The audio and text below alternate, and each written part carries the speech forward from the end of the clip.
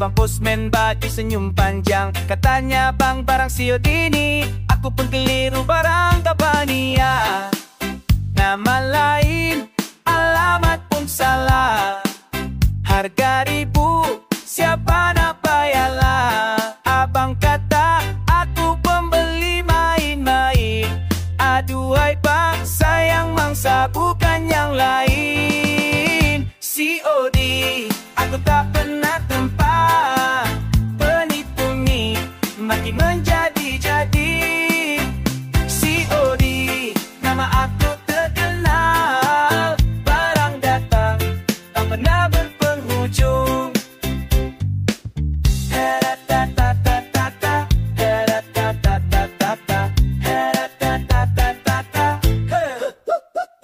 Semua kedai dalam talian sudah periksa. Aku lihat sejarah kosong belaka, tapi barang sampai tiap minggu. Macam aku artis semua nak hantar baju. Penipu oi, bila nak insaf. Dunia pusing karena kerja laju. Penjual pun tolong teliti dulu. Bukan semua pembeli tu betul-betul oi.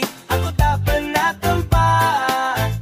Penipu ni makin menjadi-jadi. COD, duit pun tak ada. Abang postman, tolonglah faham saya. COD, COD, aku tak tempat wewe. COD, COD, alamat pun lain we. COD, COD, tolong jangan hantar we. Aku dah serik sumpah tak tempat we.